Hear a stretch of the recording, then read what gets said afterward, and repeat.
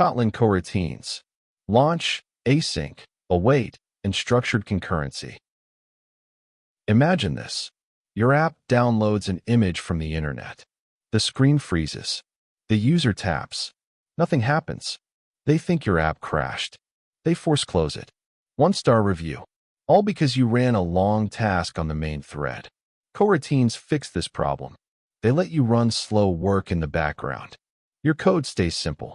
No callbacks. No complexity. So what are coroutines? Think of them as lightweight threads. You can run thousands of them on a single thread without running out of memory. A coroutine can pause itself.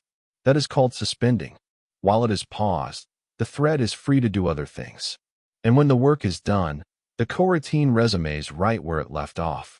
Coroutines are built into Kotlin. You do not need any external library. Here is what happens without coroutines. The main thread handles your UI.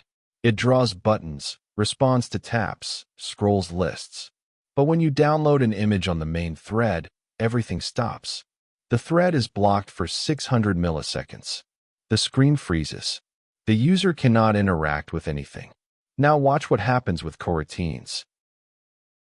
With coroutines, the main thread starts the download and immediately goes back to UI work.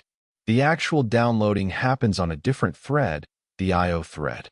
The main thread stays free the entire time. Users can scroll, tap, and interact normally. When the image is ready, the coroutine switches back to the main thread and updates the UI. No freezing. No crashes. Let us start with the basics. A suspend function. Look at the regular function on top. It calls thread.sleep. That blocks the thread for 2 full seconds. Nothing else can run. Now look at the suspend function below. It uses delay instead. Delay suspends the coroutine, but the thread is free to do other work. The only difference in the code is the suspend keyword. It tells Kotlin that this function can pause and resume. The most common way to start a coroutine is launch.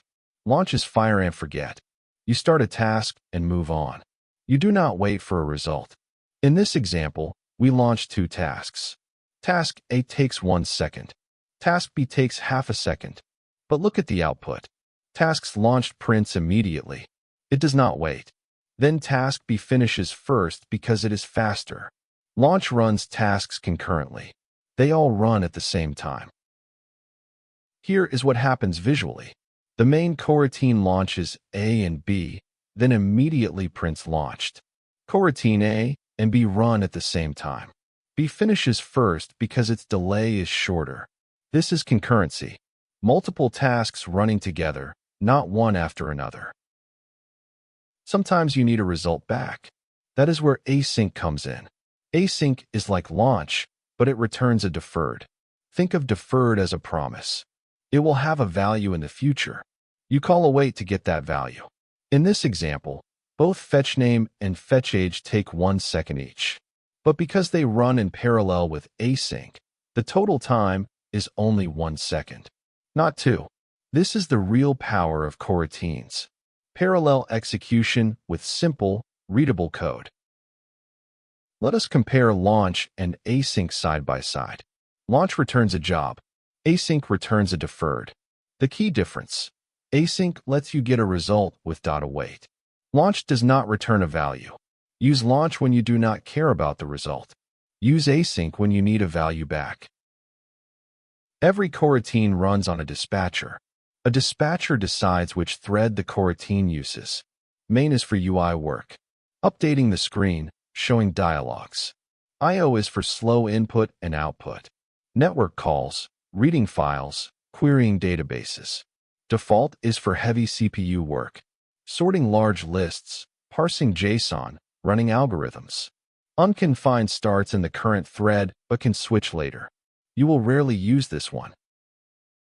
withContext lets you switch dispatchers inside a function. Look at this real-world example. First, we fetch data from the network using the I/O dispatcher. Then we parse the JSON using the default dispatcher for CPU work. After each withContext block, we are back on the original thread. The caller does not need to know which threads were used. The function handles it internally. This is the recommended pattern for production code. Here is the timeline. The main thread calls load profile and suspends. Work moves to I/O for the network call, then to default for parsing. Finally, control returns to main to show the result. Each thread only does what it is good at. The main thread is never blocked. Structured concurrency is what makes Kotlin Coroutines safe. Every coroutine belongs to a scope, the parent scope.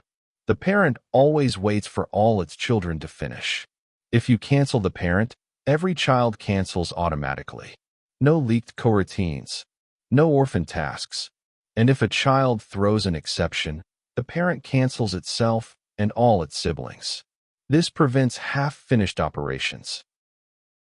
Here is structured concurrency in action. We launch 3 async tasks: fetch users, posts, and comments. All 3 run in parallel. The parent scope waits for all of them. If fetch posts throws an error, the other 2 cancel immediately. You do not get a situation where users loaded but posts failed and comments are still running. Everything succeeds together or fails together. Where do you start a coroutine? You need a scope. There are 3 options. Run blocking blocks the current thread. Use it only in main functions and tests, never in production code. Coroutine scope creates a scope inside a suspend function. It does not block. It suspends. This is the safe option. And for Android, use viewModel scope. It is tied to the viewModel lifecycle. When the screen closes, all coroutines cancel automatically. Before we finish, here are 5 mistakes every beginner makes. First, using run blocking in production. It blocks the thread, defeats the whole purpose. Second, global scope.launch. This creates a coroutine with no lifecycle. It leaks. Third, forgetting withContext when doing I/O work. Your network call runs on the main thread. App freezes. Fourth, catching cancellation exception. This breaks structured concurrency. Let it propagate. Fifth, using async but never calling await. If the async block throws, the exception disappears silently. Let me show you a production-ready pattern.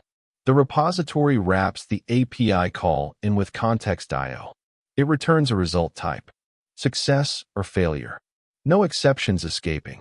In the viewModel, we launch a coroutine in viewModel scope. Call the repository. Handle success and failure separately. This is clean, testable, and safe. The UI never freezes. Errors are handled gracefully. Launch returns a job. You can cancel it anytime. In this example, we launch a repeating task. After 500 milliseconds, we cancel it. The coroutine stops. But here is the key. Cancellation only works at suspension points. Delay, yield, and withContext all check for cancellation. If you have a tight loop with no suspension, add ensure active to make it cancelable. Let us recap. Use launch for fire and forget tasks. Async when you need a result. withContext to switch threads inside a function. Coroutine scope to group child coroutines safely. I/O dispatcher for network and files. Default for heavy computation. These 6 tools cover 90% of your coroutine needs. In the next video, we go deeper. Supervisor job for when you want one child to fail without killing the others. Exception handling. And channels for communication between coroutines. Subscribe so you do not miss it.